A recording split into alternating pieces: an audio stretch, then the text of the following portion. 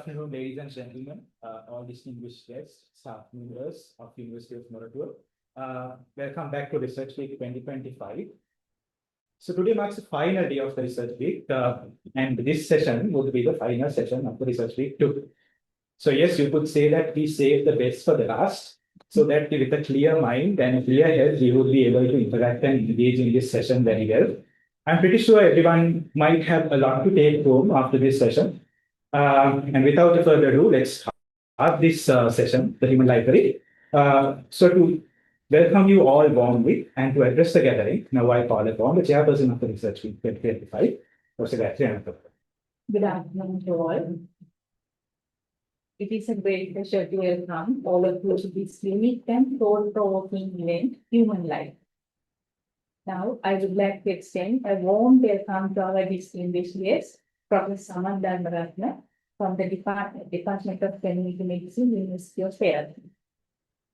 Even though the tragic and devastating experiences caused by the recent severe weather conditions, Professor Dharmaratne has graciously accepted our invitation and joined us today to share his valuable knowledge and experiences. Therefore, on behalf of the University of Moratuwa Research Week 2025, I sincerely thank Professor Samarth Dharmaratne for being with us today. We are truly fortunate to have you in our Human Life event, and we really look forward to being inspired by your words and stories. Thank you very much, Madam.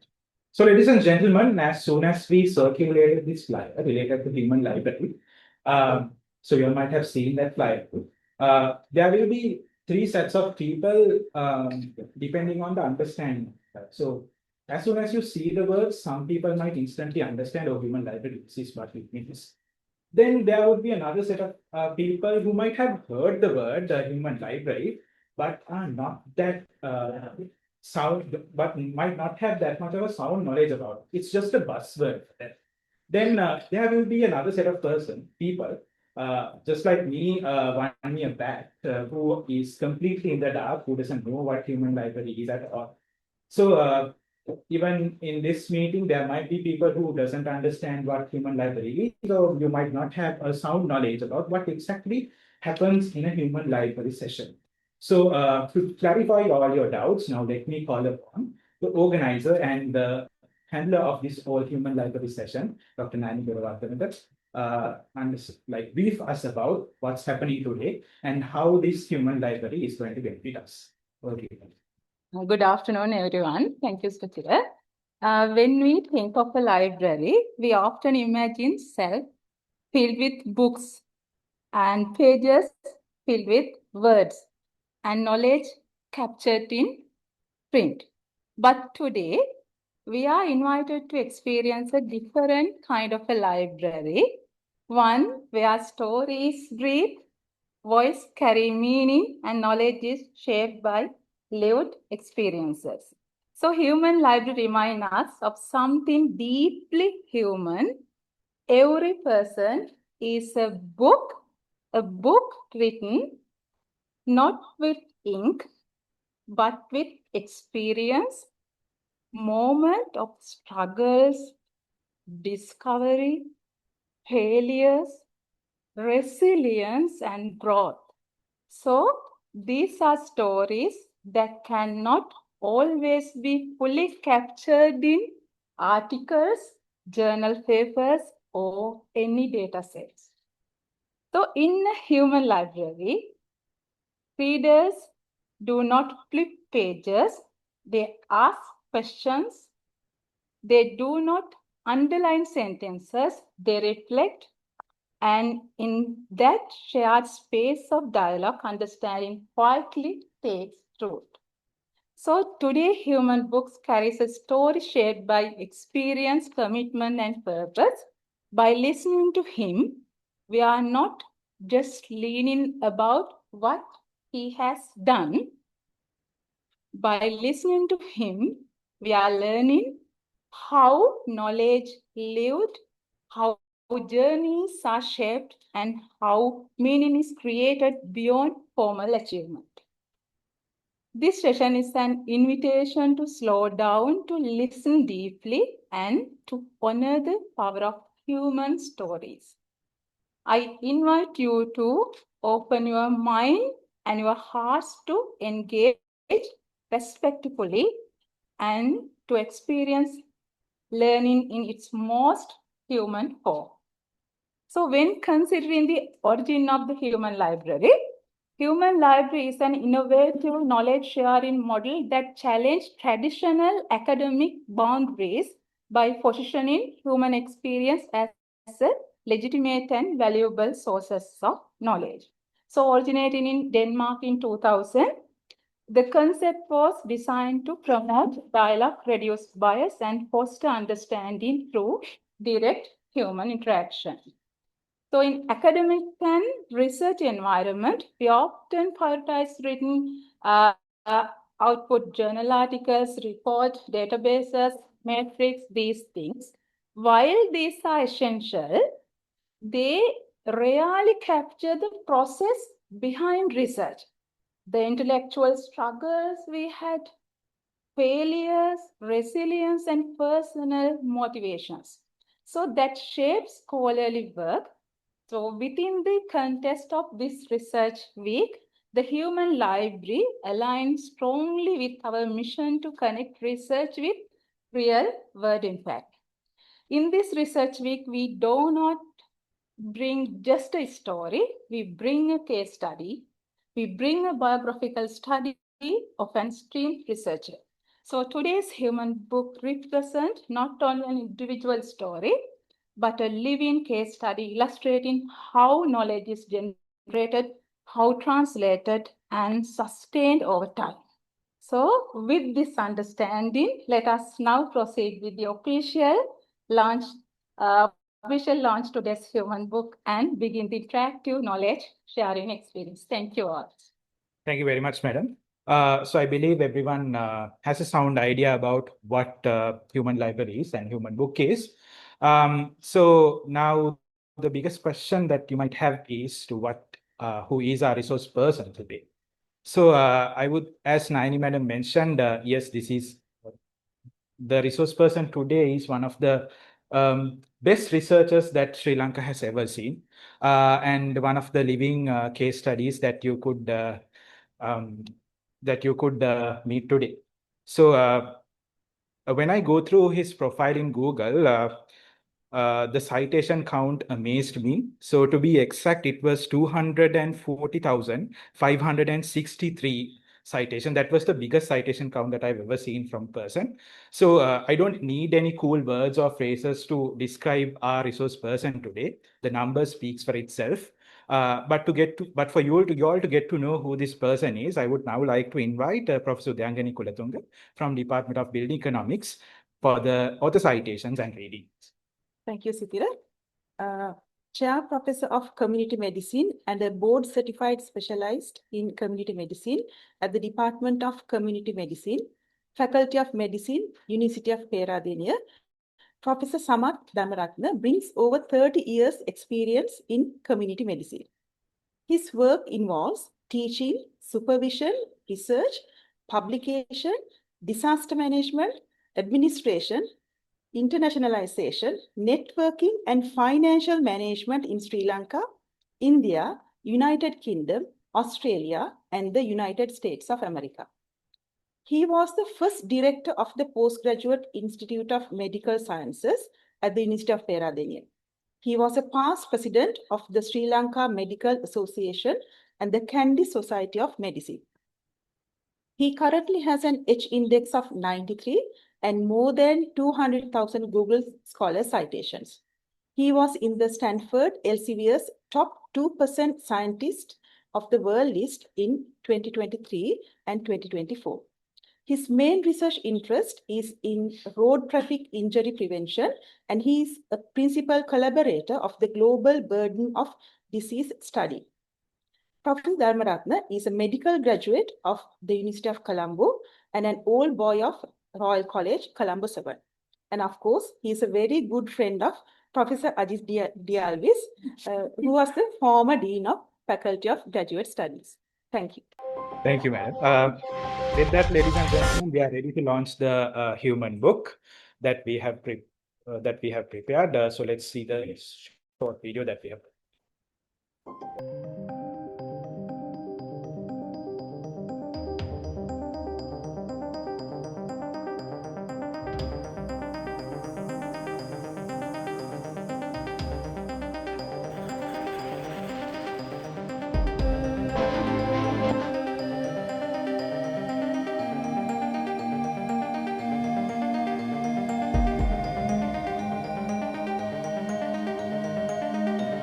Thank you very much.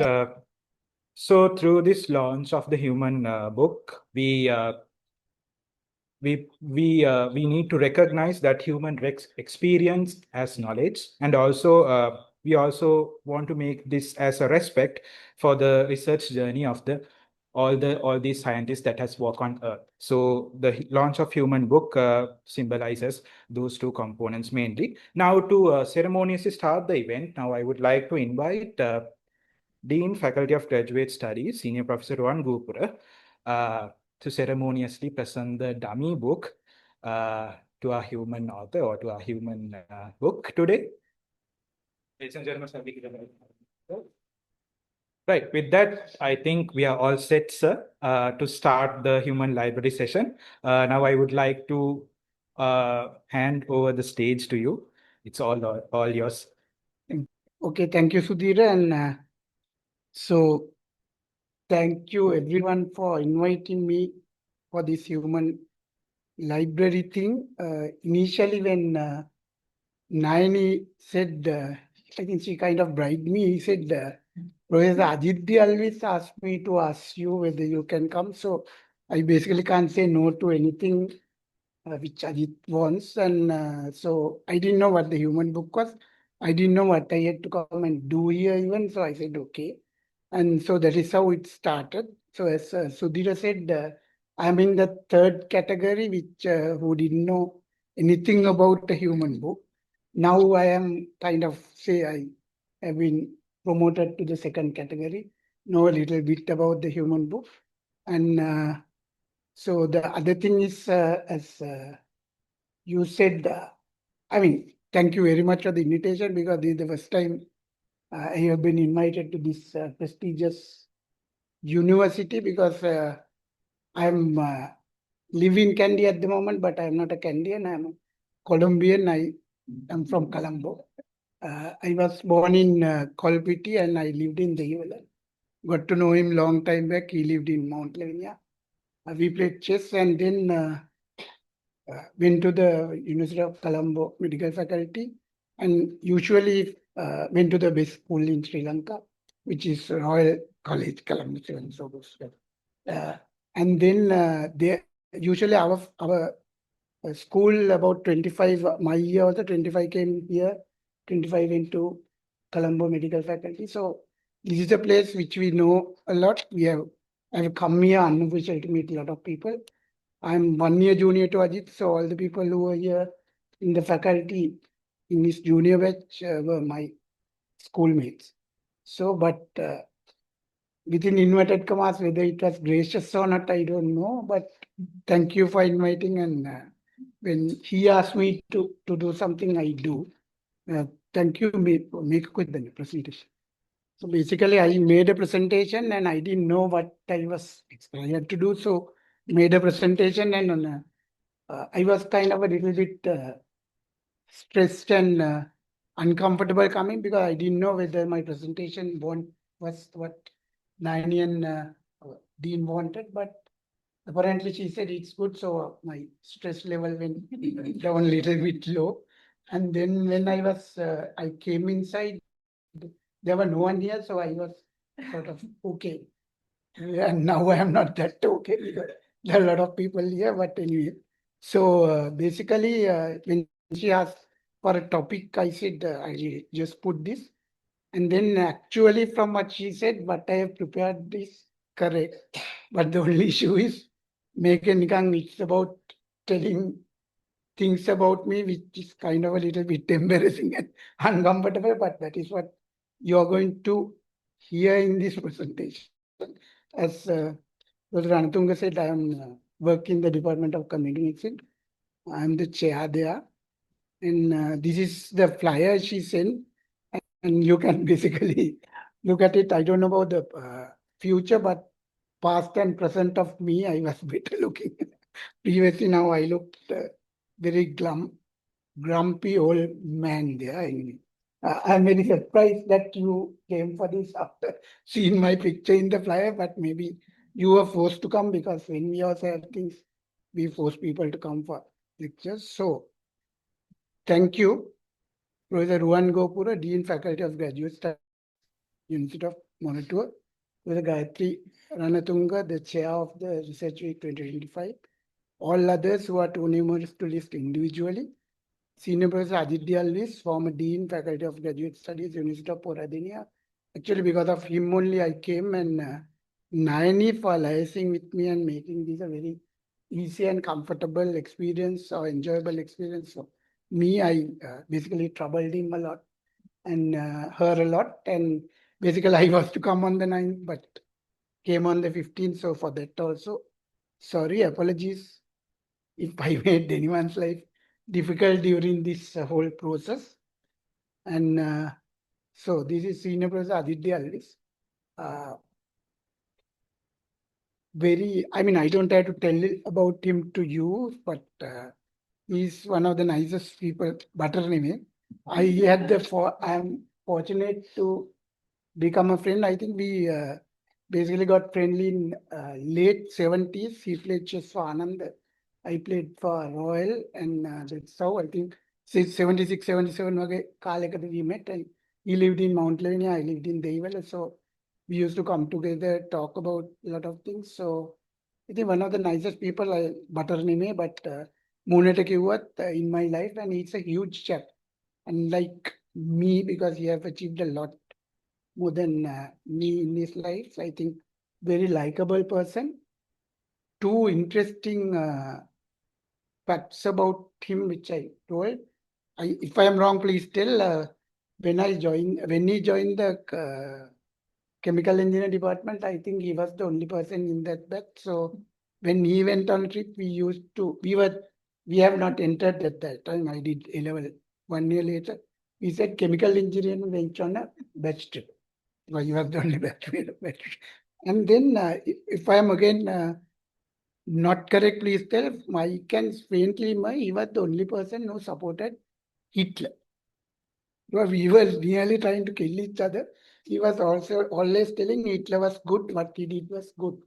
And all the others basically didn't agree. But from those days, he had a lot of strength to basically even alone fight for what he thinks is right. Was a very good chess player. I think most of the times I played him, I lost, but that was not very great.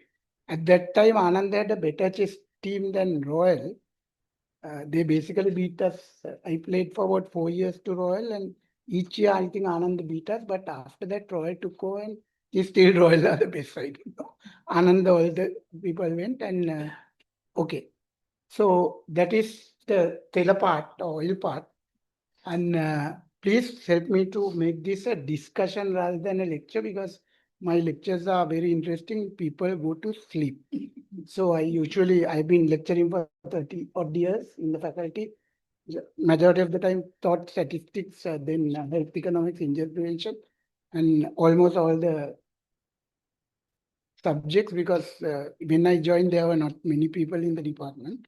And so usually they sleep. I usually in the lectures ask them not to look around, but keep a running commentary of the numbers, falling asleep, getting up and trying to fall asleep. So anytime you want to interrupt me, please do so. Ask questions at any time. Agree, disagree, argue or discuss. And thank you. Hope I don't make you sleep. Why research library? I don't know. I was invited. Adit wanted me to come. I came. And research, there are a lot of definitions on research, but I think any research should find something new. And I'm not going to talk or give a lecture on research, because there are huge researchers here, but research is find something new I think if you don't find anything new, there's no point in doing that research. And this is my personal opinion. I don't think there are good researchers or bad researchers, but there are researchers who would have done more research than the others. So on numbers, you can say I have this many publications or something, but I usually don't like people calling people good researchers, bad researchers. Very difficult to define this good and bad, and sometimes it makes people a little bit uncomfortable also. But definitely now I'm old, so I have done more research than a younger person purely because I'm old, right? So it does not mean I'm a good or bad researcher compared to another person. And this is basically what I did. So I'm not a serious researcher, although Sudhir said I a lot of Google Scholar citations. You have to have luck in a lot of things like what I had. So I'm not a huge researcher, but I have numbers anyway. So I collaborated, especially for the younger people. You can't, when I joined the faculty, there were single author publications. I'm the author and things like that. Our senior professors was talking. Today, no journal will publish a single author publication. So you have to have a lot of authors to do publications. Another thing is now, in 1 year, any of us can publish about 2 articles. But if I collaborate with 10 people, all 10 publish, I will have 20 articles per year. So work with others is, I think I did that. So a lot of people gave me co-authorship. So I think other thing is I don't think you should be greedy to give co-authorship. Give co-authorship, they give you co-authorship, but don't give it free. At least ask them to look at the manuscript, give some comments, make them author, but then you will start getting co-authorships. And because you can't write more than 2 journal articles maximum and get it published per year, work with 20 people, you'll have 20 journal articles per year. And I think you have to have respect to each other. A lot of academics, I don't know about Moratuwa University, but in our faculty, this mutual respect sometimes is not there. So all of us have done various things at various levels.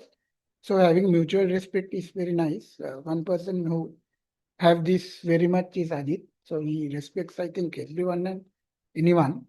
And so because of that, he's very popular and people like to work with him. He get positions.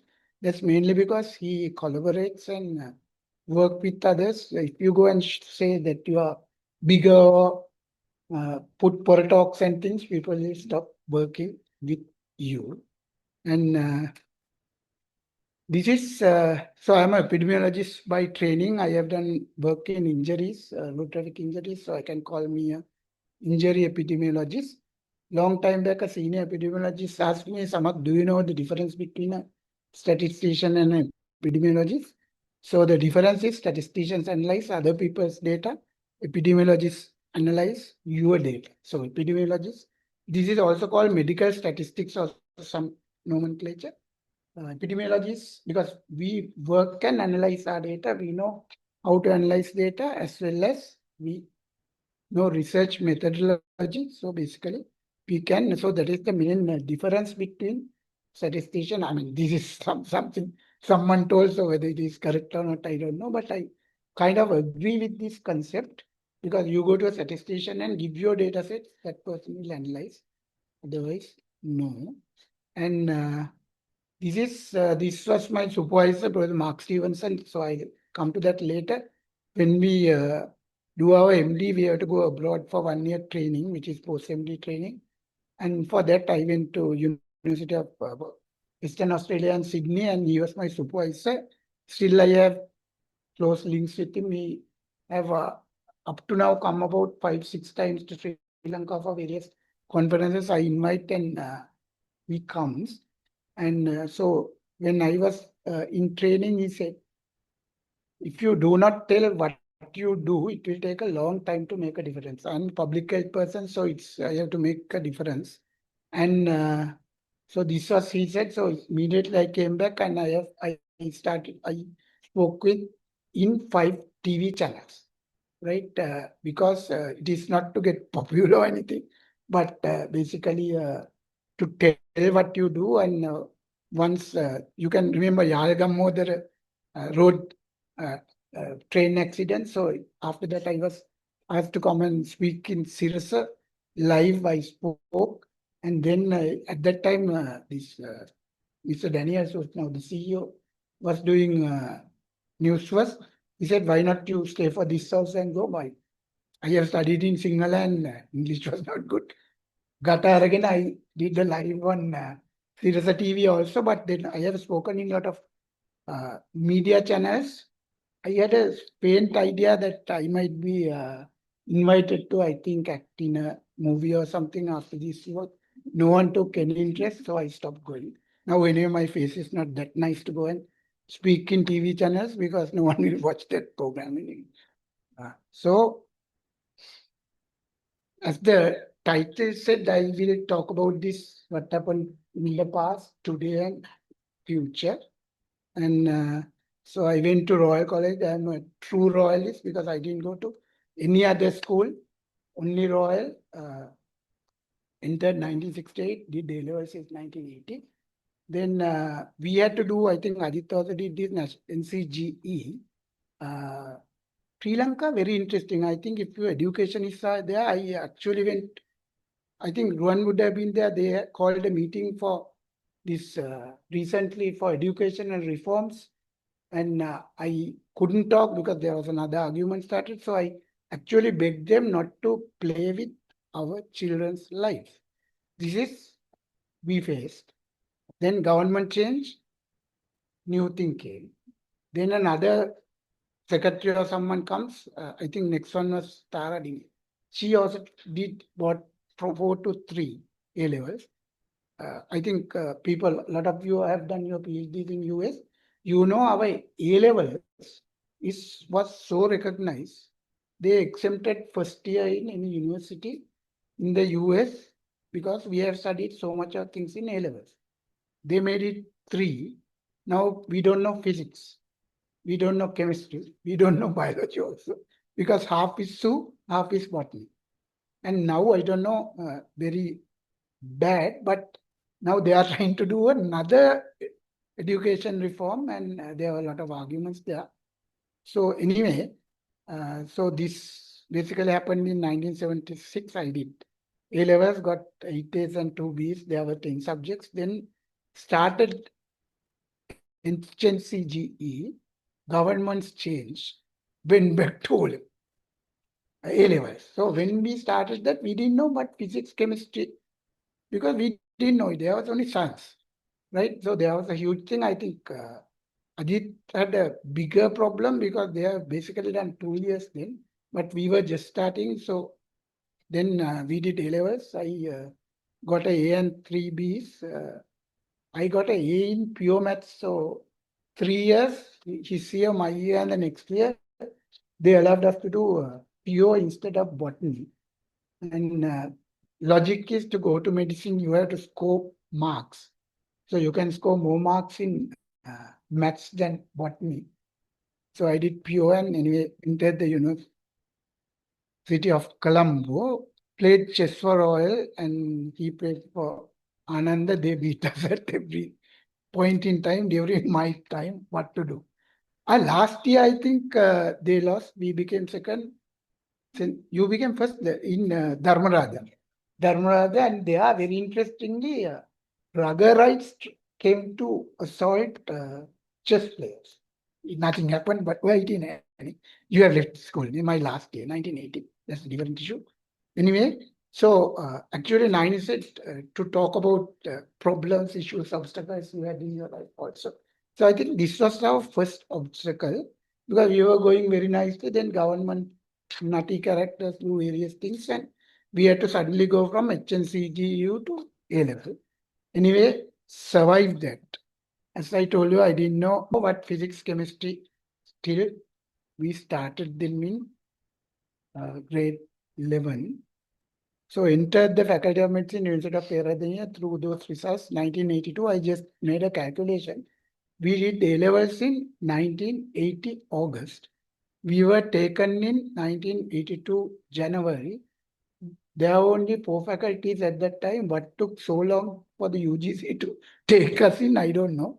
So basically, we lost nearly 1.5 years. Just, I didn't know what we did at home, but had an enjoyable time. That's a different issue, but it got delayed. So I think now it's better because we take within a year or even less than a year medical people. So I don't know. And then second obstacle came, the first private medical college, which was called the NCMC, came. And we had a lot of interesting things because of this. So when we came to second MBBS, they also came to second MBBS. This is our first exam in the medical faculty. Then this was in 1983. We started a strike, was going to boycott the examinations, went to courts, lost the case. Actually, we didn't lose, but the lawyer gave us a lanua and we didn't correctly file the case. So we didn't lose. This judge said, go and file it correctly. We didn't have money. So that went out. And then through a lot of pressure from parents, teachers, a lot of things, we decided to do the examination. Actually, we were going to basically boycott it up to 4 days to the exam. Then suddenly we decided to go 1/3 missed the batch, 1/3 basically 2/3 failed, 1/3 missed. So only 1/3 passed. And we have a thing called block night where preclinical subjects, everyone knows atom physiology, biochemistry, that will be called the block, and then we leave the block for the hospitals. That is the block night. We have that for the first time in the history. We didn't have it. So we couldn't have a block night with 1/3 of people not in the batch. And then the third one, very interesting, people old enough will know, 1987 to 1989 period. Our course finished in 1987. Now I'm not care to tell my age. So usually I don't tell the exact dates, but 1987, April 30th, our course finished. Exams were scheduled for 1987 July. Then strikes came, GAP troubles came, universities were closed for 2 years. We did our finals in 1990 February. So basically for nearly 2 years, we were at home. But there was another thing, there were only four faculties. So basically all the other faculty people were doctors at that time. We about 120 were medical students. So they got all the private practices and all the jobs. Because we, about 3-4 times exams were scheduled, they got postponed. Exams were scheduled, they got postponed. So this is I think the most biggest obstacle and repercussions. Apitaran medicine done Lankawe kohevat nata. No batch because we studied medicine for 8 years. We studied and studied and studied, and most probably government and policymakers realized going batch 5 years not till. So they have to be taught more medicine. So we were taught medicine for 8 years. More interesting our CVs because we have entered in 1982, passed out in 1990. So anyone looking at the CV can come to any conclusion they want. But this is one thing. Then 2 of my batchmates committed suicide. This is what a lot of people don't know, the younger people. And then a lot of relationships broke. Maybe the males were happy because they are girls, boys things sitting. Mothers couldn't keep now. When we passed out, we were nearly 28 plus. First time entered people. But mothers don't want to keep girls at home up to 28. This was in 1990s.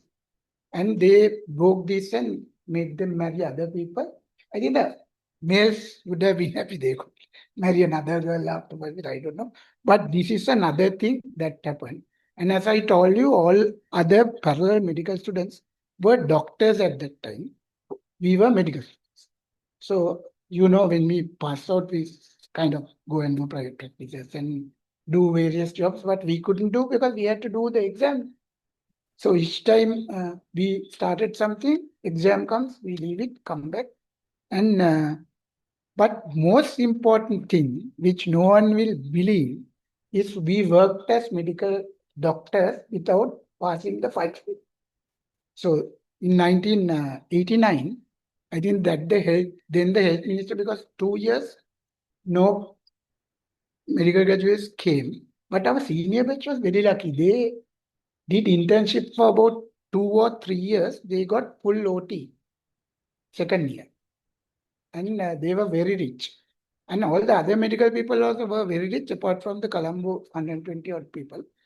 So, but we were then appointed as medical officers with temporary registration from the Sri Lanka Medical Council without passing the MBBS, and we treated patients in Sri Lanka. No one killed anyone. So most probably you don't need the final MBBS to be a doctor. So take home message. I don't.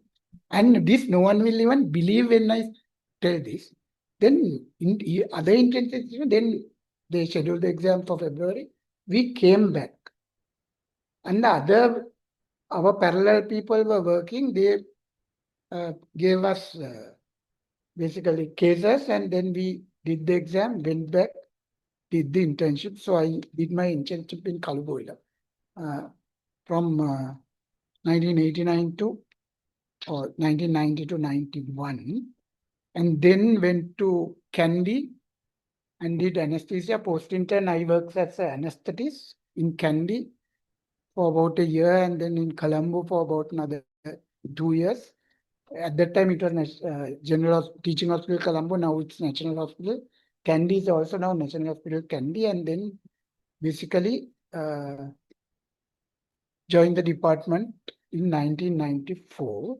Got married from Kandy. I mean, we were not very good behaved people in the faculty, so no girl liked us. So I couldn't get anyone to get friendly with in the faculty. So then I came out, post-intern internship. I was not at home. My parents didn't really knew me. But when I came to Colombo, they really saw my behavior was not good. They got me married to a girl from Kandy. Poor girl didn't know about me anything. But anyway, I got married to Kandy. I am not scared of my wife. One of my junior colleagues, he was Machang, Ganita Bainati Minihat. So I am not scared of my wife.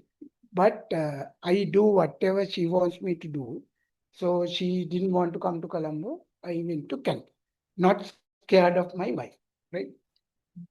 And then postgraduate, I have a MSc in community medicine from the PGIM Colombo, and MD in community medicine again from the PGIM Colombo, and then post-MD training in the University of Western Australia and University of Sydney, and then I was board certified as a specialist in community medicine. This is basically my postgraduate. And in the department, we had a field practice area where we had a medical officer of health area. I worked there as a MOH for 5 years. And then in the department, this was my head. Was a DB Nogagoda. Then he works as the community medicine head in the Saitam. I mean, there'll be a huge fight between Professor Nogagoda and Professor Aditya to find out who's the better person. He was also a very, very nice person. I didn't have any stress in the department. I couldn't do anything I wanted to. I said, sir, I want this. Okay, you take this, and that kind of things. I think that was one of the most important things that most probably made me achieve a lot of things. As senior people, you know, if you are very tough characters, kind of don't allow the juniors to work in a nice environment. They might not, sometimes they leave or sometimes they might stop working. But if you give them all the freedom, basically they might do wonders. And usually I think I was never scared or intimidated by juniors because anyway I was older. So sometimes when you help people, they might backstab you, but who cares? You will, you can then clean the wound and get it cured and continue your life. But generally, it doesn't happen. One of the nicest things in my life is being a teacher, because any hospital I go for anything, most of the time someone comes running and says, can you remember me? Definitely, I can't remember that person, but then they speak and tell. And so it is a very, very gratifying and enjoyable and happy experience. So I never regret joining the department and basically teaching. And my hair is dyed white to show I am old, because I live with medical students, and because I don't look old, they might sometimes come and uh, won't recognize. So therefore, I have dyed my hair white to show I am old. But anyway, this is, and then this is what happened in the faculty. Joined as lecturer, 2002 senior lecturer, 2009 uh, associate professor, 2019 I was with the chair, head two times. And then basically this, I teach statistics, epidemiology, research methodology, injury prevention, health economics, nutrition, burden of disease studies. Injury prevention, health economics, and burden of disease studies actually I brought to the curriculum because this was not taught previously. When my MD also, I did costing. I know a little bit of costing and health economics. So this I teach medical students. Basically, health economics are taught on the fourth year, and they basically sleep. Injury prevention, not that many people sleep, but thing is, a lot of people come for the lecture, whether they sleep or not. So we take 80% attendance for lectures, but it's not that strict. So we give a thing, and people who are there and not there, everyone signs. But that is okay. But anyway, they come for these lectures, and I personally think one or two getting interested from the whole batch is what you want, because the change behavior will come slowly. One example on research, there is the Kennedy Society of Medicine. When I joined in, this has, something to do with me, but nothing too much to do with me. But when I joined the department 1994, we have our annual sessions in February each year. The secretary of the KSM used to come and say, Macha, but now about some time back, secretary go into hiding because there are so many abstracts come, and then he has to reject now. Then people try to assault him. So that change behavior on research actually we happened in Kandy, and lot of people who publish this are not university people, but these are consultants working in the Kandy, Matale, Navalupita, those areas. So there has been a huge research change where people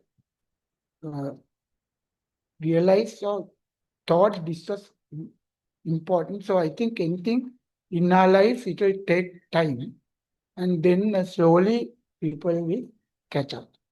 And then we have 4 PG institutes in the University of Peradeniya. So I teach here. We have a MSc in disaster management, medical biology, applied statistics, applied epidemiology.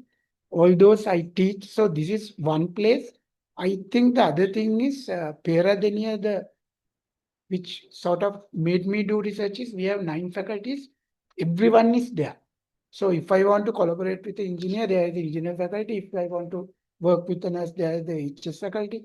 Veterinary people are there, dental people are there, everyone is there. So therefore, it is very easy to collaborate. And I think you have to work with others, and then generally research comes. So here also I have supervised several people here, and then when you go for these lectures and do you work, interact with other professors, other specialties. So one thing, initially when I had to, there was an exam in one of these MSCs, I was an examiner. I went there when I was a little bit like when I started today also, like this lecture was a little bit stress. But then suddenly the questions that the science person asked was the same questions that I thought. Then I realized research is research. whether you do engineering research or science research or medical research, it's same thing, finding something new. So all the researchers are very comfortable to work together because their objectives are most probably similar. Subject might be different. What you might not be what they know, but what you try to do is the same thing. And then Postgraduate Institute of Medical Sciences was started in 2021. I was the first director. So I, as the director, was a member in all the 4 boards of studies. We had still 4 to start with: health sciences, basic medical sciences, applied medical sciences, and clinical sciences. And then I did lectures in public health and exercise and sports science. These are the 2 degree programs. And then the University of Peradeniya, basically I have taught good thing about statistics is help people. Maths, they are a little bit scared, so they don't want to teach statistics. So when I don't know statistics, but the other people don't know statistics even to the extent I know. So therefore, they ask me to come, I go and tell, I don't know whether I understand or not. That is not our objective in lecturing. No. You lecture, they listen and go and come and pass exams. And then these various subjects I have taught in the University of Peradeniya. Again, this made me get to know other people, collaborate with people. Then more importantly, basically get to know other people, and these students then join the staff. So I know them, very easy to collaborate and do lectures. And then this is postgraduate, and then I did teach. Now this is arts faculty. Postgraduate things went to PG IHS, Postgraduate Institute of Humanities and Social Sciences. තාම කවුරුවත් නිදි නැහැ. එක්කෙනෙක් දෙන්නෙක් was trying to go to sleep. ඒතර මම කතාවක් දෙයක් තව ටිකකින් කියන්නම් to wake you up, right? එතකොට but you have to allow people who are sleeping to sleep. ඒකෙන්ද වටපිට බලන්න එපා. පව් නිදා ගන්නයි නැගිටින්න. Okay, so now this is PG IHS. They have a MA in Applied Economics and Master of Development Practice, 2 programs. I went and taught health economics. So that is mainly because, again, I didn't know health economics that much. But there was no one to teach health economics. So I was asked to come. Very interesting thing happened. One officer from Treasury once came to approve our cadre. So I was also going. Then our dean was calling him sir. And he came out and he called me sir, because I have taught him health economics in this class. So the dean said, I called him sir, he called you sir. So this is basically collaborations. Other thing is, I think when you are invited to give a lecture or invited to teach in a different place, I think you should grab the chance, because chances don't come every day. They'll find another person. And when you go, these kind of things happen. So I have a lot of friends still who work in the treasury, because this applied economics, treasury people come to the MA. So I go and teach them. I don't know what happened to them on their knowledge, but they passed it. Anyway, so this is basically, and PGIM, you know, I was talking with Professor Gopuru also. This is our medical thing. Only medical people are allowed to do degrees here. This is the difference in PGIMS. We allow anyone to come and do degrees. And then I basically work in a lot of boards of studies there. And then it's a supervisor as well as examining MScs, MDs in medical administration, community medicine, human nutrition, health informatics, and diploma in anatomy. So there, I mean, it's not a huge thing, because there only the doctors can go and teach. So when you become old, older people are asked to come. So not much of an achievement, but I have taught them. And nationally, long time back, I have come to the building economics department to teach statistics. There was a paper advertisement. I applied, they selected me. I came 1 year, but the problem was difficult to come from here. I had to come in 2 buses and things, so didn't come, but nice experience. Then I have worked in the Ministry of Health, also Public Health Inspector Training Program, at the Kadugana Regional Training Center, teach them things. And then I taught at Eastern University as well as Rajaratta University nationally. Again, these were important because you got to know people, talk with people, and then a lot of research collaborations develop. So before I go, I am trying to start some collaboration with this faculty also, not engineering, because after just might get tangled. But non-engineering, I have a good you have on those anyway. So I have a little bit of international collaborations also. I am affiliate associate professor was at the Department of Family and Community Medicine, University of Kentucky. And I am affiliate associate professor, Institute for Health Metrics and Evaluation in the University of Washington. I still have that. I am a senior fellow at Postgraduate Institute of Medicine also. Then I was a former visiting research fellow at the University of Western Australia. And a postgraduate fellow, did a sabbatical long time back. That's where I got into global burden of disease studies and all those citations. They publish, I get citation. So that's a different issue, but that was the start of it. And then, so I have this, as Sudhir said, and this is kind of numbers. I think this is nothing to basically go to town or get solar red or anything. These are numbers. I think till this came, there was no way to list or index researchers. They use this. There are people who don't like this, but I mean, our arguments are, I said, so who cares? But if you have another thing, so let use what this is this. But the good thing about this is, I mean, this is not trying to demean anyone, but when I joined the university, we had a lot of respect for professors, but when you look at the research profiles, that those were not very great. And the interesting thing was at that time, there was no way to check whether you are a big chap or not. But as he said, today you only have to put your name and you get everything about you. So you can't just show or try to impress people without doing much. Now difficult. And again, I was in this list for 2 years, 23 and 24. Up to now, I have basically about 50. I have supervised 33 MScs, 14 MDs, and then 2 MPhils and 2 PhDs. I don't have a PhD. My MD is a 2-year research degree, so it's kind of below a PhD, but it's again,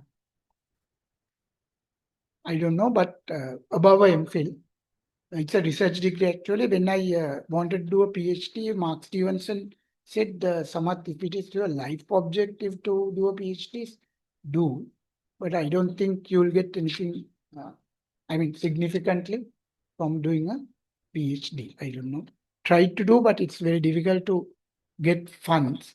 So I have about 130 peer-reviewed journal articles. In 130 peer-reviewed journal articles, I'm a co-author. And I have about 200 or more conference presentations at national and international conferences. Again, if you get addicted to writing abstracts, say you get in the morning, you suddenly realize you haven't written an abstract. And then if you start getting withdrawal effects, shaking and things like that, you will write abstract. So if you come to that stage, every day you will write abstract, then you will get a lot of abstract. And making them to journal articles is a little bit difficult, but you can do. So this is why there was this joke once said. So there are people who, when you get this, so they suddenly get up in your room, you walk and you hit your foot in your chair, you'll sit down and write a journal article or abstract on how to keep the chair so that it will not hit your foot. So that kind of, if you get addicted, you can write. And unlike when we started, now there are so many conferences, so many journals which publish things free. I am not a very big support of this. What are those journals which you shouldn't publish? Me? predatory journal issue ekata, I have had discussions with the UGC also. I don't agree on that because one day predatory, next day okay. So it's very difficult. It's a very broad journal, and I know people have been penalized for having these in their CVs and not even given professorships, which I think is wrong because there are journals which don't do reviews and things. But again, when you grow old, what you realize is there are articles or ways that you can get published in good journals also. So if you work in Stanford, the journal is published by Stanford, you know the editor. Editor will have a little bit of trouble rejecting your article, that kind of relationships, because we are basically human beings. So I can't say no to, because Aditya is no, I am here. So that kind of relationships are there, whether you have to kind of support, and then all publications are not that kind of independent or transparent. So therefore, I don't kind of, I have this, I mean, this is argument, so you can agree, discuss or what, because we have a fourth year medical students come to us, we have a clerkship program. So at the end of it, we used to give a journal article to the medical students. Either they can select one or we give criticize them. And if these are from very good journals, if the authors were there, they would have committed suicide. Because fourth year medical students showed so much of methodological errors, analytical errors in these articles, but these were published in very good journals, right? So therefore, I mean, good journal, bad journal, I don't know. It's amount of money you have now today. If I have about say 1 million rupees in medicine, health sector, one of the best journals is the New England Journal of Medicine. So if I have money, I can publish. Because when you send the article, they accept the article, then they ask you to pay. And if you don't have money to pay, they reject that article, ask the next article to pay. So this is like selling things. So today it has become very thin. So don't really worry about good journals and not having publications, but have publications. Any journal is okay, then a good journal. There are various things, but that's a different issue. One, I have done 2 orations, Biblio Memorial and Candy Society of Health Research Prize I won. And oration, stopped doing orations because preparing for orations and doing it kind of a little bit stressful. When you grow old, who wants to go through stress to have another thing in your CV? I don't know. So there are a few others I want to do. I think then Juno President gives awards. Everyone knows. Younger people might not know. Initially, Ms. Bandaranaike's time this started. At that time, there were money also was given. Then money stops. Presidential awards continued. And each year, I think May year I don't know. Each year, President asks you to come to his house, give a good meal, and give a award. So my gather, I have President Mahinda Rajapaksa and Maithripala Sirisena looking at each other. Because one year he gave, the other year other one gave. I put the 2 pictures so they can look at each other and do whatever they want to. So I have got 8 of those. And 2 National Research Council Merit Awards, those were the ones that were given if you had articles that were not up to presidential, but a little bit below. And then I got this Award of Excellence in Health Emergency Management for being the director of the Emergency and Disaster Management Training Center in faculty, as well as working in road traffic injury prevention. Then the Kandy Society of Medicine gave me Health Research Prize. Actually, although I am from Kandy, the Kandy Society gave this. I was also president there. This is kind of a little bit prestigious award. It's competitive. So I got it. And then 2 others in basically conferences. Again, if you put publications only, you get awards. So best thing is conference at the come. So sometimes some people have academics, not here, would make a current, right? And takes time. And sometimes when the time comes, that make a value is gone. So I am an epidemiologist. Epidemiology is epidemiology, epidemics, Demio is humans, logy is study. So epidemiology is a fairly, new subject. Came in industrial revolution in 1800s when people started coming to cities. Diseases started coming, that is this came. So study of epidemic. Man, initially they studied epidemics of communicable diseases. Now non-communicable diseases also they do. But මේ වෙලා අවුල් නෑනේ. නෑ. මේ කොහොමරි මං නෑ. Anyway. So and another small advice is write, younger people write, just describe problems. You will get more citations. So if you do a very serious thing, who wants to look at it? No one. You find something new. But another person who will read it is only a person who wants to do that. No, so very few people. But if I just right now, I'm trying to write article on the disaster situation, how many disasters came, how many people are affected. Those are person, place, and time. You have to do that to do any other thing. So just basic of epidemiology. Write those kind of papers, you will get a lot of citations. Because next year, another person wants to find out disaster, they'll look at it. But if you want to do a disaster on deaths only, if you have published a death article, someone will leak. So always write basic articles.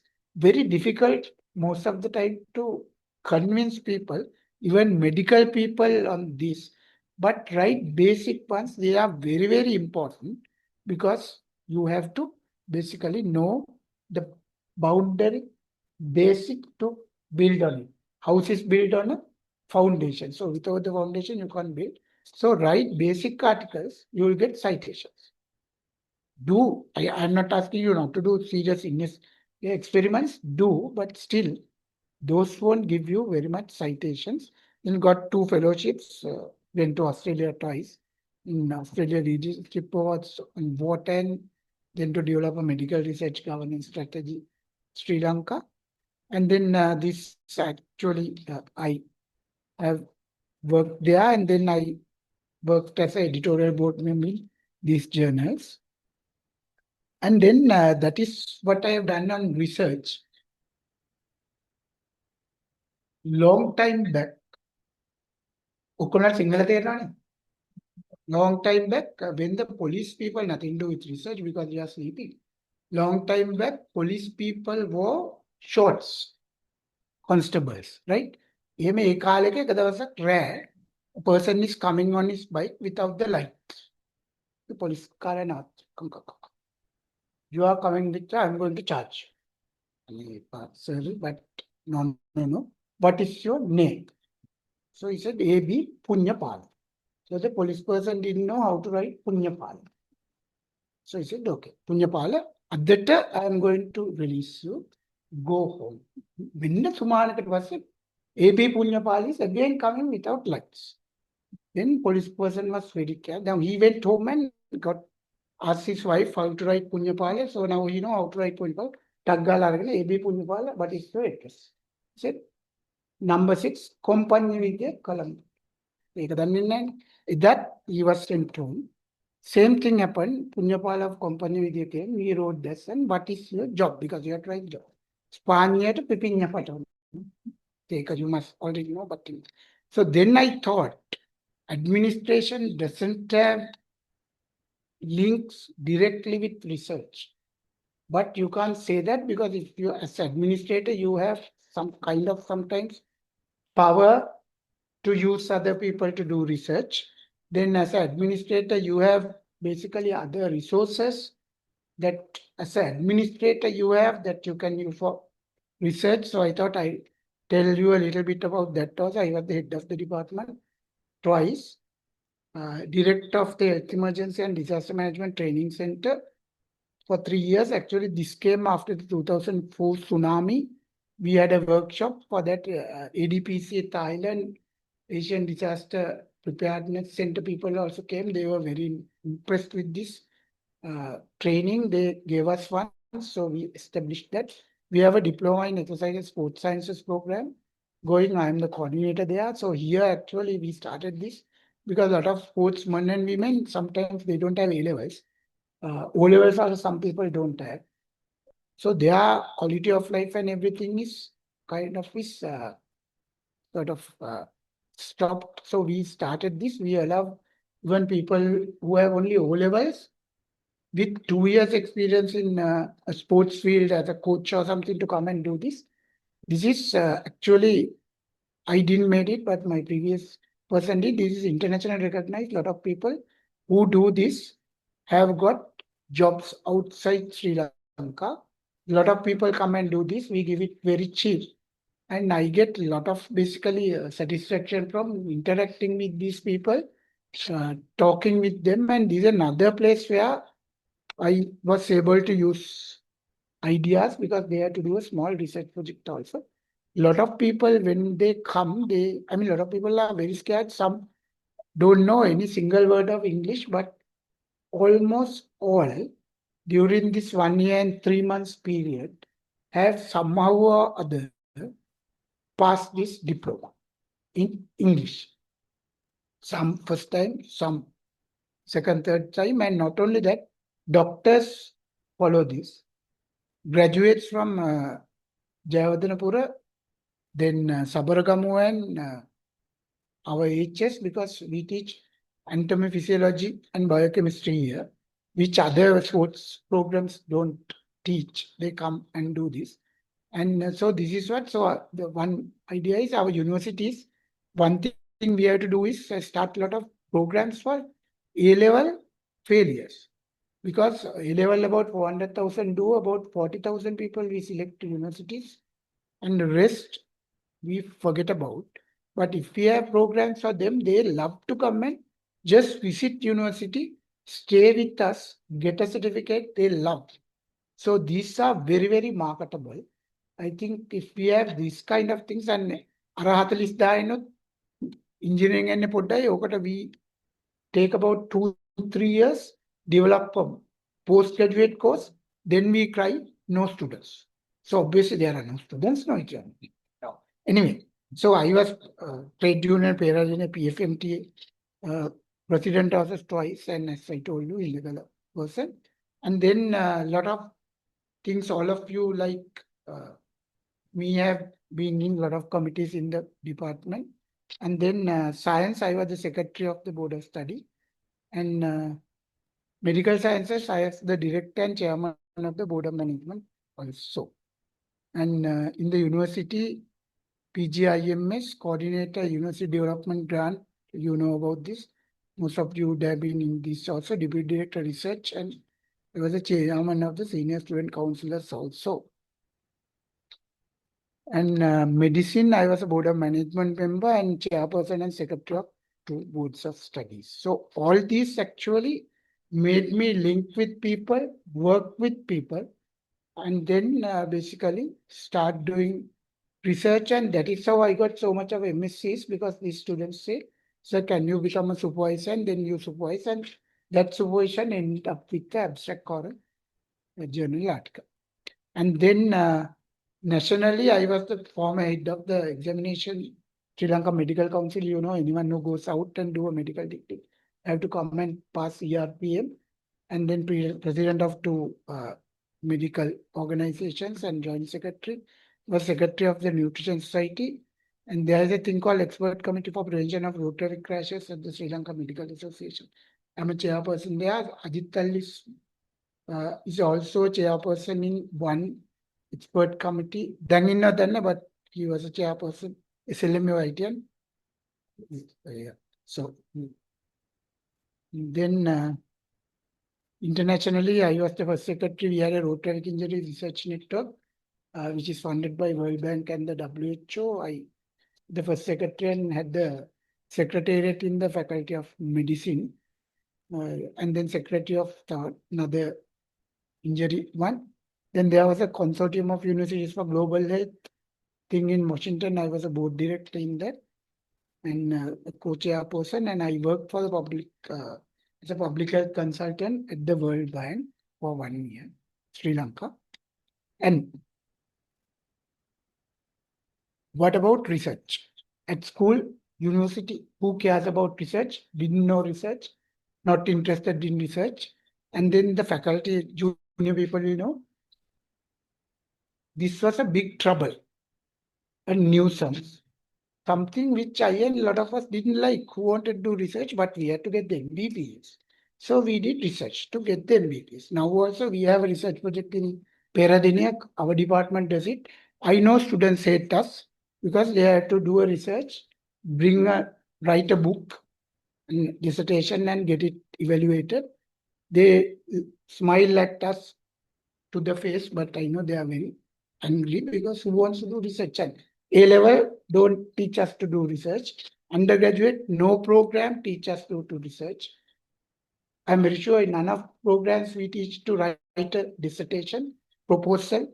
I still don't know what the difference between a proposal and a project report. Right? Very confusing.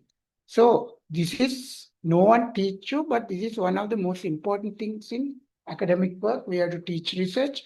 We have to evaluate research. Not only that, become professors, we have to do publications also.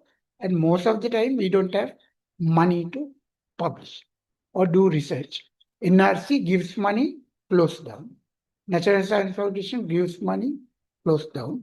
MPhil students we take, then most probably they are nice people, they don't come and hit us. But suddenly you take them for MPhil and suddenly no money after 1 year.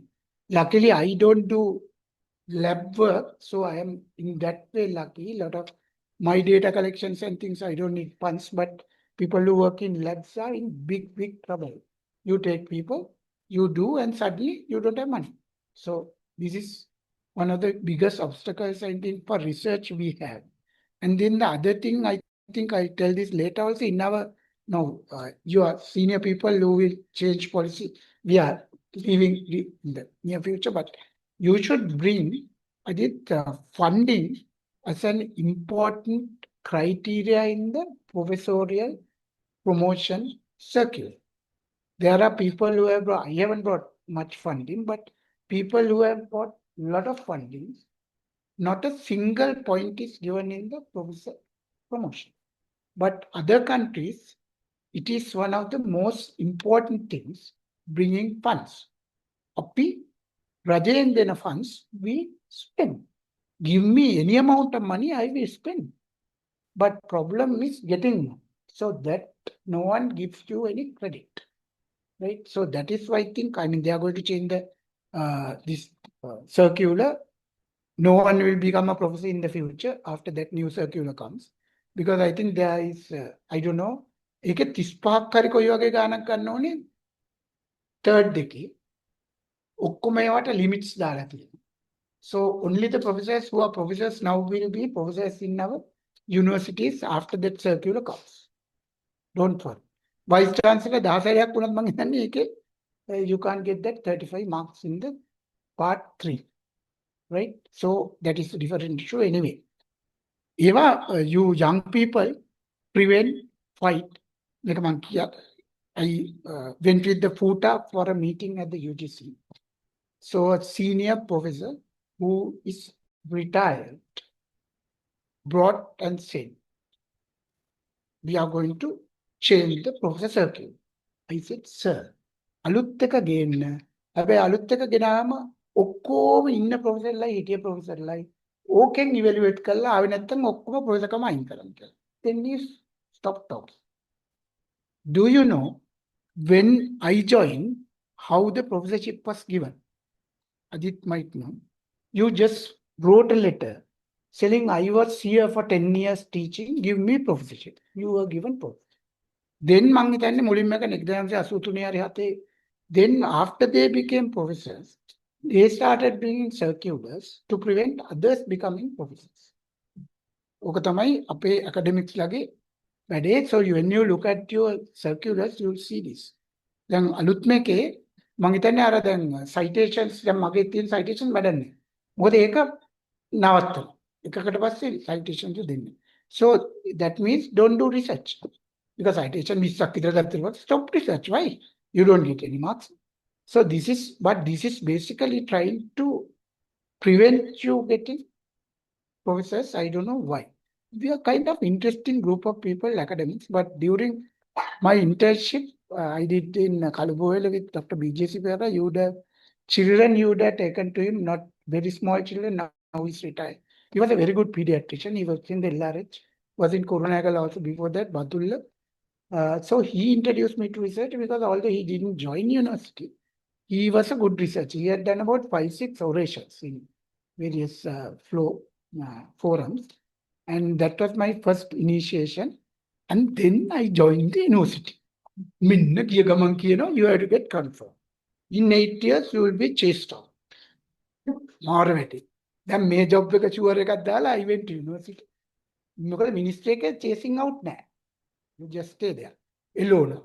It was sitting, you have to do research. So I started doing research for confirmation, promotion, teaching, and basically for survival. And මේවා තමයි ඒකේ adverse effects of doing research. You asked to come and give 4 talks about your safe post. But those are kind of advantages, but this was the main reason basically started doing research. And luck is an important factor in research, very, very important. Before that, in our MSc and MD, we are taught how to do research. So that was also good. So this is what I think any medical graduate, whatever the specialty they do, if they do the MSc in community medicine, that will be one okay introduce karna in a හැම course but not the courses that are available in faculties. Even you don't learn research, but it has to be real research because there are so much of research courses. Sometimes you go and you might not learn anything. So now 2004 tsunami came. Ajit know me, I'm not a serious chap like Ajit. I like to spread oil, but this, so then no, there was the fruits of your research proportional to the number of your conversations. So then I suddenly realized importance of telebedin. Then, so not told by me, but it was in your library. Talk. I mean, talking is just gossiping. No? So it says it is very important to research. So it is I was reading this when I was here. So that is that. So if you speak with people, you get ideas. You make collaboration, do you research. किसी मेलावा की तरह Nipah, gossiping is bad, it is good for research. And in any publication, any thesis, you can put personal communication can television. And talk with experts, right? So collaborations, conduction and publication, all these luck is very important. 2004 tsunami said, so I am a television chap, no, so I come to the room and then Professor Nugayakota came to work at 8 o'clock and stayed there till 4. So I was taken to the department. So I can't come after 8 and go before 4. No.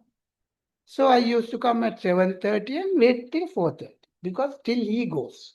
So this taught me to come and work every day from 8 to 4. Not because I like to do that, but because my head was there, I couldn't go before. So I had to do something now. So initially I don't know. Research, I started talking. The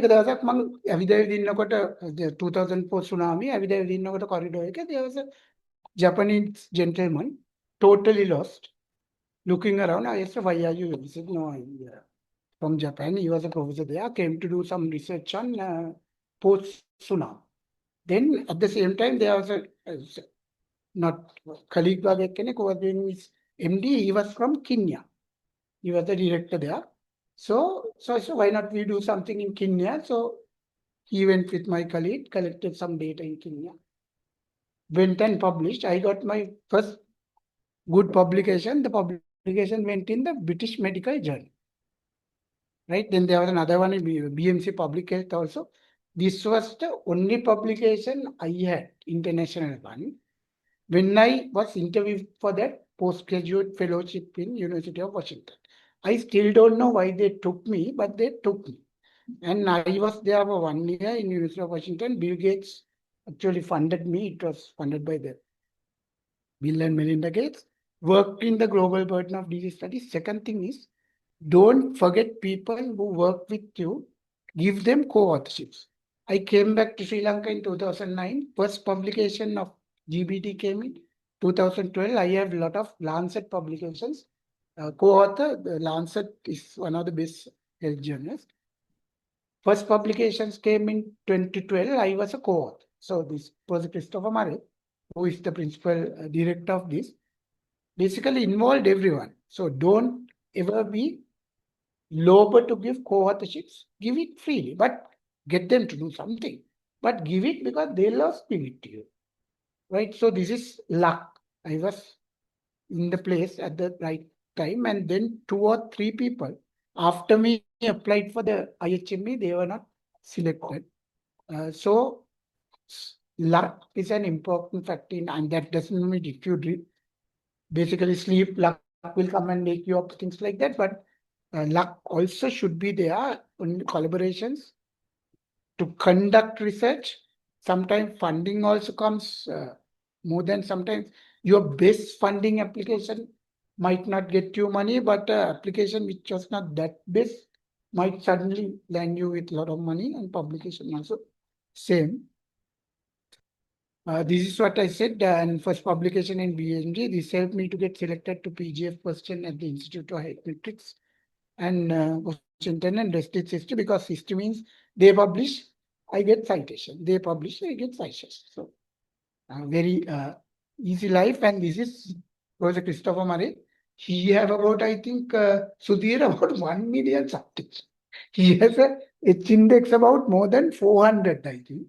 I'm because IHME Global Burden, I am only a author in part of the publication, but he's the principal in all the publication. So, but this, he once visited Sri Lanka in 2010, I came, we had a workshop, he came back. I have been inviting him for various other things. He don't come because he's very, very busy. But this person, very interesting person, he has a PhD in demography. And he have a MD also. So he's a doctor also. And then he established this. And the present, that is past.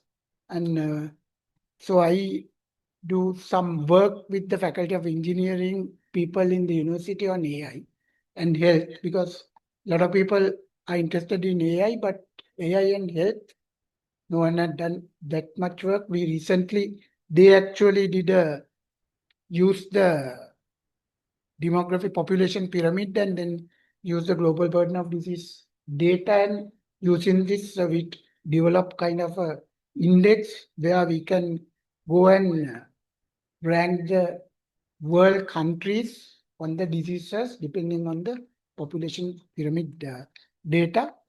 I have ongoing 2 collaborations on road traffic injuries and deaths and a study on ambulance. We collected data for 6 months, all accidents in Kandy Hospital who came, and then doing a study on ambulance. 1990 is there. So if you get a heart attack or anything, you call them, they'll come. Problem with 1990 is they will take you to the closest hospital, not the best hospital. So when you reach the best hospital after heart attack, you might have left the world also.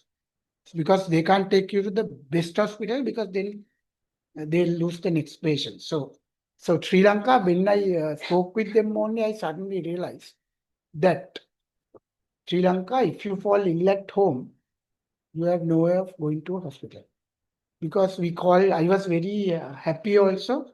I was proud also. We have a free health system, but the problem is, you fall ill at home, you are dead. Because 1990 is there, that is better than nothing. But otherwise, no. But when you go to a hospital, they will transfer you to other hospitals through the ambulances. But home and there is not there. I have been working on road traffic for some time. I've been very lot of committees. Recently also spoke in Sirasa something on Mawata spoke, and basically road traffic is increasing in Sri Lanka. Any one of us can die while going home. Nothing is happening. I'm also kind of sick of going and talking, and then you go home, same thing happens. And recently also you saw what happened to a person who's searching for a degree for a long time. Anyway, so this kind of thing happened, and usually a lot of times, so once I did my MD in Kandy, one person came, a driver, of a very rich person in Kandy. He was so drunk. If I just asked him to stand and just kept my finger on his body, he would have fallen. He was so drunk. In the report, the police wrote not under the influence of alcohol. So I was doing my MD. I was not evaluating what they were doing, but so these kind of things happen and a lot of crashes you can depending on basically. But if you go to hospital, usually the medical officer writes smelling of alcohol. We don't check whether they have alcohol or not, but that is very important for the JM. So apart from that, what you can, other thing is if you hit someone, go home, sleep the alcohol off, come next day and report, you are not under the influence of alcohol, you have not reported the crash. So the penalties are different, but doing some work on this, and then I have some collaborations with Faculty of Nursing in the University of Colombo. And at the moment, I have about 3 MPhil students, 2 PhDs and MD. And I'm supervising some undergraduate projects. We have a CLR research project, which is of 2-year duration. And we supervise them, teach, help in statistical analysis, advice on research, and then also working with 2 private sector campuses on giving lectures and supervising students. And the future, going to retire in 2 years, I'm going to continue till that time, and I'm a Buddhist. So I don't know when next I will get a human life. If you don't get a human life, you can't do team. So kind of have objective at least to attain. A lot of people laugh at me when I said it. At least to attain so on during this life, but not something I won't be able to achieve, because if you become so on, then you basically leave this rebirth in 7 lives. So that might be a little bit difficult, but I think do some ping also. Have been doing it also, but so take home, and then I love to basically thank my wife, who is a housewife, who's on Candy. I'm not scared of her. Do whatever she wants to do. Like today, our dean, so I am given a packet of lunch. I have to eat it or not go home. So if you can't eat, if you take the lunch packet home, big trouble, you won't get lunch again. Right? So big trouble. He's lucky he brings in a packet. I bring in a box. So I can't give the box to someone. So I am in big trouble. Kochchar of the lunch hour. I have no option. And I have one daughter. I got the daughter when I was kind of old. She's now a 3rd year medical student in University of Peradeniya. And thank you very much. So collaborate, work with others, show mutual respect, and go and do some ping bar kind of things where luck will help you to work. And again, thank you very much for inviting me here and to allow me to talk about myself. Thank you, Ajit. So, but this was a very rare chance. Really enjoyed talking to you. Thank you very much. Basically, best of luck to all of you. And hope that we'll be able to start some research work with the faculty and University of Montreal. Thank you. Thank you very much, sir. That was quite an interesting session. Now we are opening the floor for any questions if you have. Just a small clarification, sir. You mentioned about burden of disease studies. What is this? Then Institute for Health Metrics and Sudhir Liagan, Institute for Health Metrics and Evaluation.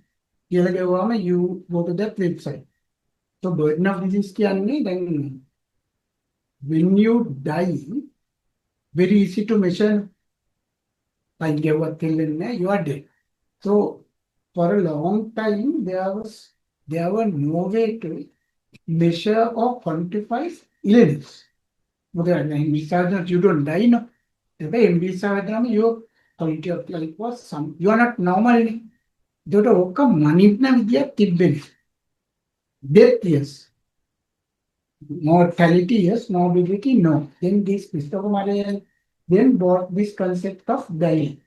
Disability adjusted life years. So years of life plus and years lived with disability.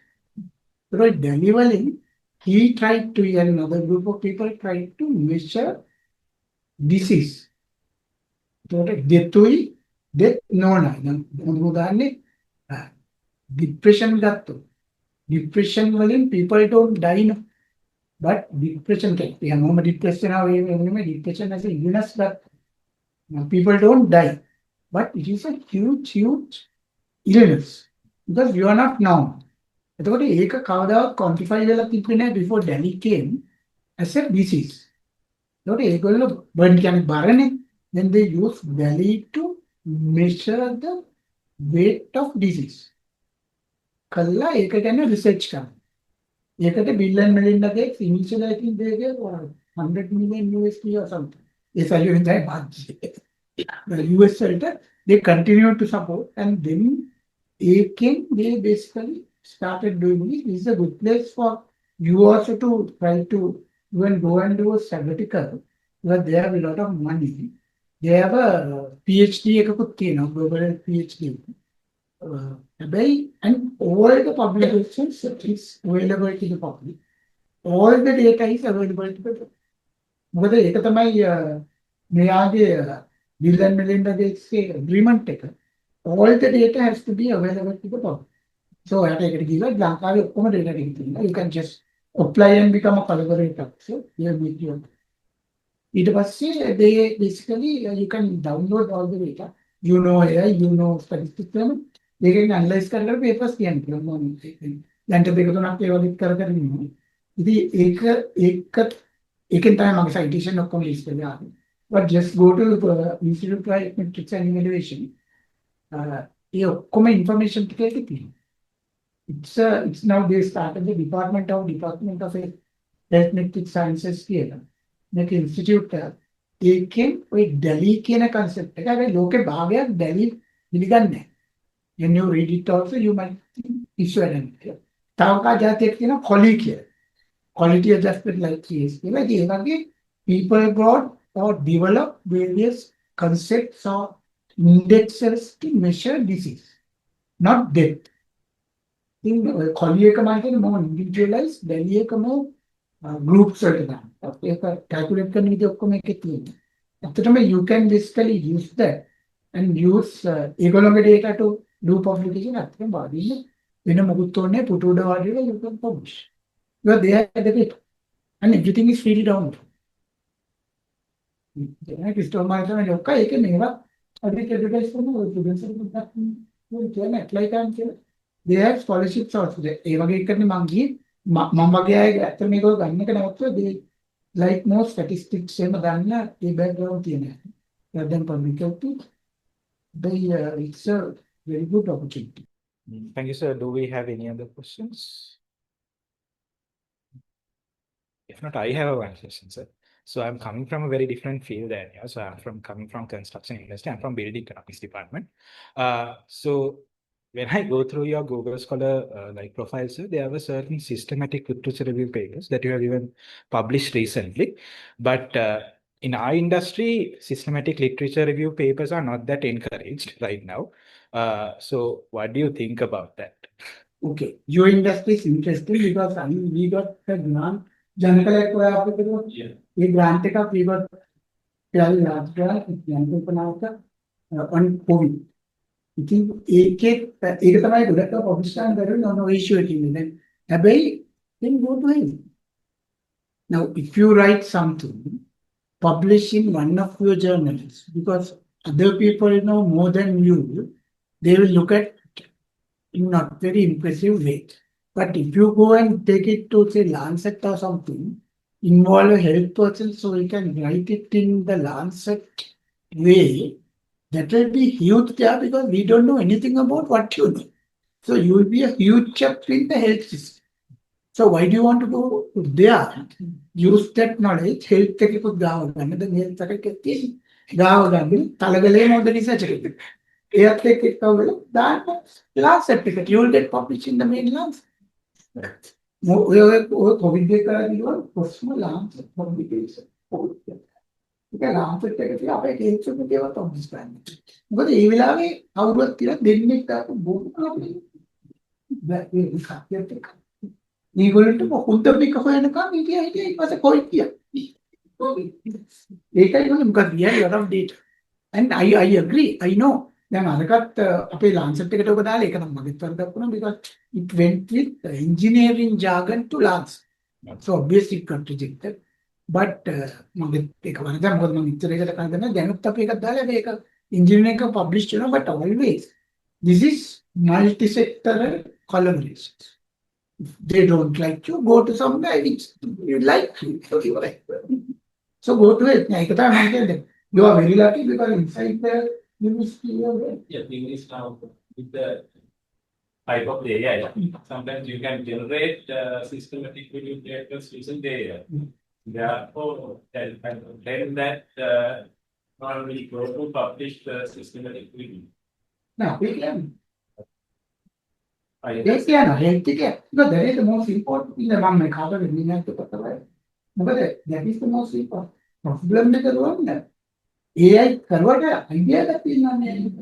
idea එකෙන් නෑ දැන් idea එකක් තිබ්බොත් AI so but because that is basis නේ දැන් අපි උන thesis එකක් තියෙනවා this part the thesis එකට අපිට මේ literature search checker I always tell my students to publish a literature review.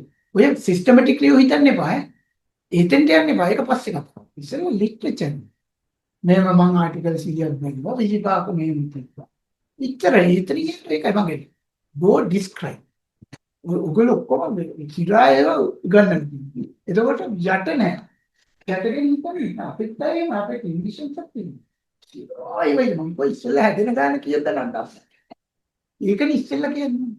Then you get citations from pure descriptive studies. Make all your students do research on description. Engineering I published not going up here published. And always do help. But I have a help person also. But the help person can network it sometimes you might not do it properly. So these are collaborations value. And ඒකයි කවුරුත් ලොකු පොඩි නෑනේ research. So everyone is equal. And then who cares about where you are? Because whether you're the first or the last or the middle or the කවුරුත් ගණන් ගන්නෑ. You have to be a author. That's all. Our people also have, so I am trying to push them to publish in help them. Right, so thank you very much for joining us today, Samad sir. It was a very delightful and indeed impactful session. We learned a lot, and you made sure that everything goes in flow, and you made sure that the whole session was interesting with your small humor and small jokes here and there. And you were such a humble and down-to-earth person. You made sure that you would describe all your awards, and you made sure that you downplay everything. I just have 8 presidential awards, so it's a big deal. You made sure you downplay that too. So thank you very much, sir, for joining us. And I guess this is your very first time at University of Moratuwa. We wish to see you once again. Thank you for joining us, sir, today. So to present the token of appreciation, now I invite Professor Ajit D. Alvis, former Dean of Faculty of Graduate Studies, and I invite Naini Madam also to accompany her, sir. Thank you, sir. Thank you. Indeed, we were able to conclude the Research Week 2025 with a very successful and interesting note, ladies and gentlemen. So throughout this week, the Research Week 2025 was very picturesque.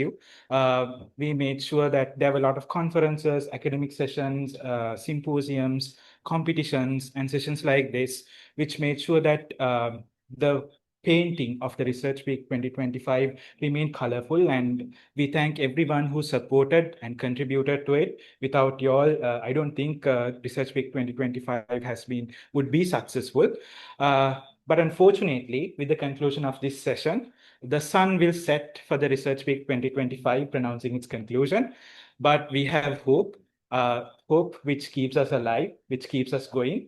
And in 2026, on another beautiful day, there will be a radiant sun rising from the Bolgoda Plains, announcing another beautiful iteration of the research week so that we could enjoy, and we would probably see almost all these researchers headed by most probably by Professor Gayatri running here and there, so that the blank canvas called Research Week 2026 would be colorful once again.